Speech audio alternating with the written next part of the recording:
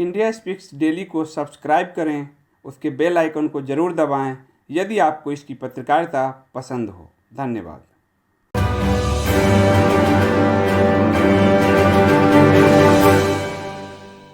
Supreme court ने हैरानी जताई है, सुप्रीम कोर्ट ऑफ इंडिया ने, कि आखिर कांग्रेस पार्टी चीन की कम्युनिस्ट पार्टी से समझौता कैसे कर सकती। चीन के कम्युनिस्ट पार्टी के साथ जिनपिंग तब महासचिव था, यहाँ का महासचिव राहुल गांधी था, वो जो उन्होंने समझौता किया था, और बीजिंग ओलंपिक में मनमोहन सिंह नहीं गए थे, देश के प्रधानमंत्री, देश की शैडो प्रधानमंत्री गई थी। सुप्रीम कोर्ट ने इस पर सवाल पूछे। ये आज की सबसे टॉप खबर थी। ये तुरुप का पत्ता था, और ये तुरुप का पत्ता मैंने आपको अभी बताया है। कांग्रेस जो पार्टी है उसने चीन की सत्ताधारी कम्युनिस्ट पार्टी से 7 अगस्त 2008 को समझौता किया था।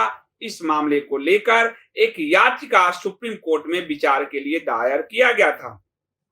हालांकि सुप्रीम कोर्ट ने इस पर विचार करने से इनकार कर दिया और याचिकाकर्ता को कहा कि पहले तो आप हाई कोर्ट जाइए, देन उसके बाद सुप्रीम कोर्ट आइए। याचिका में इस मामले की एनआईए व सीबीआई जांच कराने की मांग की गई थी। Chief justice of India एस.ए. Bobde की अगुवाई वाली बेंच ने याचिकाकर्ता को कहा कि पहले आप हाई कोर्ट जाएं, लेकिन सुप्रीम कोर्ट ने एक बहुत बड़ी टिप्पणी की। वो टिप्पणी लाइन टू लाइन बता रहा हूं।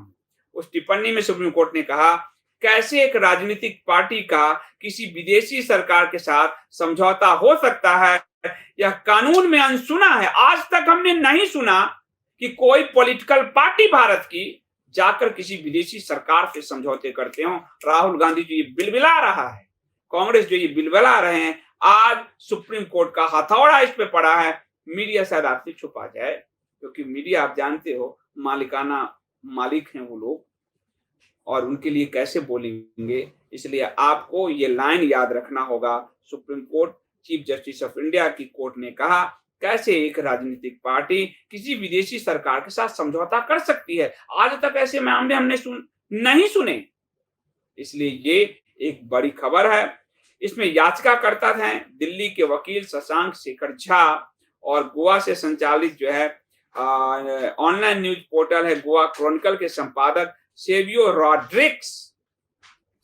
रॉड्रिक्स ने याचिका दाखिल किया है। सेवियो रॉड्रिक्स ईसाई हैं, लेकिन भारतीय सनातन परंपरा को बड़ा अच्छे से मानने वाले हैं, और इसीलिए उन्होंने इसको घेरा है और कहा उस अपनी याचिका में कि यह जो MOU हुआ कांग्रेस पार्टी और कम्युनिस्ट पार्टी के बीच राष्ट्रीय सुरक्षा को लेकर, इससे चिंता पैदा होती है, और यह यूएपीए कानून के तहत एनआईए या सीबीआई को इसकी जांच करना चाहिए। यूएपीए कानून के तहत आ गया, राहुल गांधी नहीं बचेगा। लेकिन अभी सुप्रीम कोर्ट ने उनको हाई कोर्ट जाने को कहा है, और इस मामले में याचिकाकर्ताओं की ओर से पेश हुए राम जेठमलानी के पुत्र महेश जेठमलानी, उन्होंने कहा कि इस समझौते को सार्वजनिक किया जाए। आखिर ये समझौता किस ग्राउंड पर हुआ और किस लिए हुआ, इसको सार्वजनिक किया जाए। उन्होंने कहा कि इसमें जो है दूध का दूध और पानी का पानी होना चाहिए। उन्होंने कहा ये राष्ट्रीय सुरक्षा से जुड़ा हुआ मैटर है। इस पर कहा उन्होंने, सुप्रीम कोर्ट ने, कि ठीक है, लेकिन आप हाई कोर्ट में इसको आप ले जाइए। इसलिए हाई कोर्ट के बाद हम इस पर सुनेंगे। और ये बात साफ जाहिर हो चुका है कि गलवान घाटी हो या फिर उससे पहले का मैटर हो, कांग्रेस पार्टी हमेशा चीनी दूतावास के साथ संपर्क में रही है, छुप छुप कर मिलती रही है, खुलेआम समझौता करती रही है। ये एक बड़ा मैटर है जो देश की सुरक्षा के साथ गांधी परिवार ने खिलवाड़ किया है। याचिकाकर्ताओं ने इस मामले में कांग्रेस पार्टी की अध्यक्षा सोनिया गांधी और राहुल गांधी को पक्ष बनाया है। याचिकाकर्ताओं ने सुप्रीम कोर्ट में इसके लिए साफ साफ कहा कि गैर कानूनी गतिविधियां संशोधन कानून, ये यूएपीए के तहत माँ बेटों पे कार्रवाई होनी चाहिए। लेकिन अब देखता हूं हाई कोर्ट जाते हैं और उसके बाद क्या होता है। लेकिन आपको ये तय है कि कांग्रेस पार्टी और गांधी परिवार की भूमिका संदिग्ध है, और अब ये मैटर सुप्रीम कोर्ट पहुंच चुका है। अब आप इस पर चर्चा कर सकते हैं। याचिकाकर्ताओं ने एक और बड़ी बात की जो मैं मिस कर रहा हूं।